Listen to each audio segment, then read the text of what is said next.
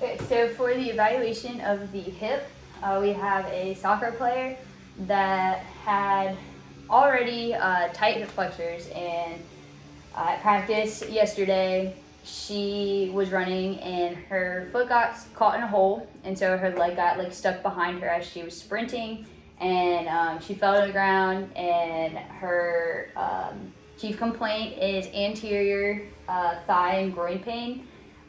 She has never had any previous injuries to her hip before. She reports the pain as sharp initially, but now it's kind of a really strong, dull, achy pain. She says that she isn't able to walk without a limp, so she has an antalgic gait.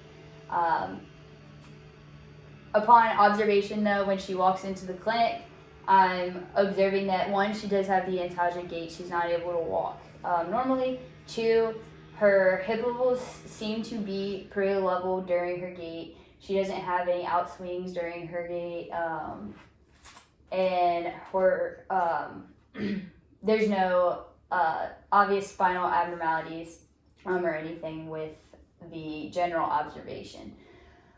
So back to the history a little bit. Again, this patient said that about 2 weeks ago she started feeling her hip flexors becoming really tight, didn't have sufficient warm-ups before practice this week, and it's just been really tight and sore. So upon hold on. Another key important part of her history is that when she fell to the ground, so she fell forward onto her onto her knees and put an axial load onto her hip. So my differential diagnosis off of that were initially hip flexor tear, labral tear with potential FAI. So first I want to look at her range of motion. So I'm going to have a patient bring your knee to your chest. Okay? And then straighten it out. Good. So this patient is not able to do that normally, but that would be what that motion looks like. But yeah, she's not able to do her active range of motion for hip flexion due to secondary to pain.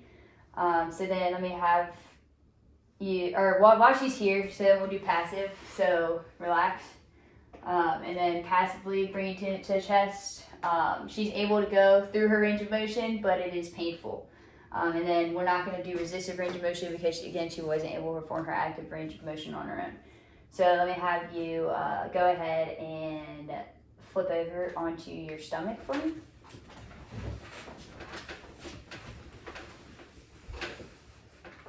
All right. So now we're going to check her hip extension. So go ahead and keep this leg, or you can go ahead and bend this leg and lift this leg up off the table. Okay, relax. That patient is able to do it.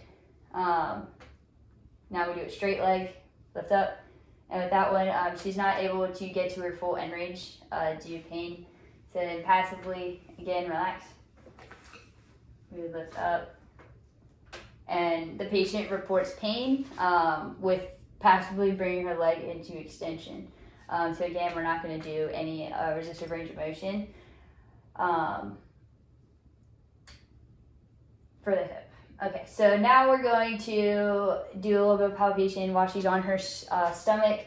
We'll start with, can you slide this way just a little bit from the bone? You can bend your knees if you want to, if it helps make it, just to make it easier on you. So starting in at the PSIS, and then we palpate in medial sacral crest, and she is not tender. You can go around the iliac crest. Again, still nothing that's tender to the patient. While we're on her back, we can go ahead and palpate in the sacrum itself, and then the paraspinals, QL, we'll palpate glute med, and she's not tender to palpate in glute med or glute max. Piriformis is fine. Okay, And then in her hamstrings, so ischial tube isn't tender, and all of her hamstrings are not tender to palpate. So go ahead and flip over for me. Well, upon observation of the front of her quad, she has slight mild ecchymosis, kind of up here in the ASIS and groin region. No really obvious swelling. There might be mild swelling compared bilaterally, but there's really just noticeable ecchymosis. Upon palpation, she is tender to palpate on the ASIS. She is not tender to palpate on the iliac crest going out to the lateral side. And the IT band is not tender to palpate. I had the patient go ahead and lock your fingers like this. Okay, and I'll put that on your belly button. All right, now I want you to push down towards your feet until you feel bone like this on your stomach. So you're pushing down your pubic bone. There you go. And then I would apply overpressure, and so she doesn't have any pain on the pubic symphysis either. So then more into soft tissue structure. She is significantly tender to palpate in the groin area. The patient said that this pain, it feels deep at times when it gets really bad, but otherwise it feels like it's kind of to the touch on the surface. So yeah, she's tender to palpate at the hip flexor tendons in the groin, and you can feel crepitus. You can feel kind of just abnormalities when you compare it to the other side. And then going down into the actual muscle bellies, again, it's kind of tender to the patient. While she's laying down, I'm going to have her wiggle her toes for me. Okay? And we're going to check her cap refill and make sure that that's normal. The patient didn't report any neurological symptoms, no paresthesia going into the lower extremity. If we were to take her, we could take her tibial pulse, posterior tib pulse, just to make sure that there's proper circulation into the lower extremity. Okay, where are we at? We are at, we just did palpations, we've done range of motion. Okay, we are limited on the manual muscle testing, so we're not going to test the hip flexors because, again, her range of motion she wasn't able to do actively. So we're not going to do that for really any of the hip muscles because we don't want to cause any additional pain. So we're going to go ahead and move into special tests. So my differentials were hip flexor tear, labral tear, and FAI. So we're going to go ahead and have the patient, while she's here, we'll have her do Patrick Faber test. So this patient's going to go into figure 4 position. So what I want you to do is I want you to bring this foot, put it on this knee, cross over, bring this leg down. Okay? And then you just apply overpressure. I'm just trying to stand out of the way so you can see, but you would hold down ASIS, stabilize there. And so this is a negative test for this patient. She has no pain reproductive with it. Slight uncomfortable in the anterior hip, but again, no significant pain that would make this test positive. While she's here, I can also have her do,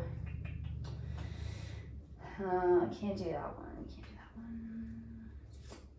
Okay, so while she's here, we can actually have her do Thomas test. So it's going to be it's just a test for the tightness of the hip flexors. So I'm going to have the patient bring the unaffected leg, that knee to the chest. So bring that knee up to your chest.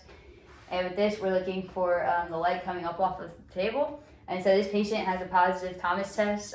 Pretty significantly, her leg does come up off of the table a good couple of inches.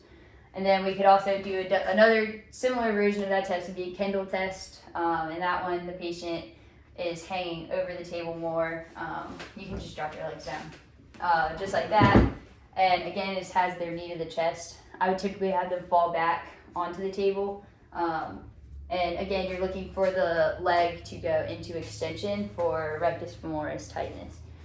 So that test is also positive on this patient. So we have 2 of our hip flexor tests are positive. So let me have you go ahead and roll over onto your stomach for me.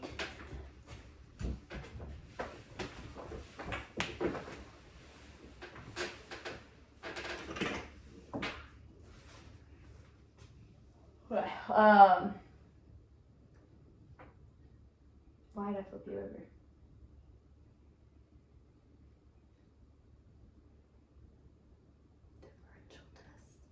No, but yeah, the one I want to do, you have to be on your back. I'm so sorry. Go ahead and flip back over for me. Okay. So we're going to do applique compression distraction. So with this,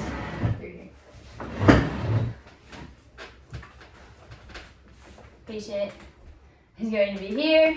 I don't know if this is safe. Cool. Okay. So from here, you're applying an axial load down onto the labrum and moving into internal and external rotation. And so this patient has a negative test, but that test is indicative for a labral tear. And then a positive,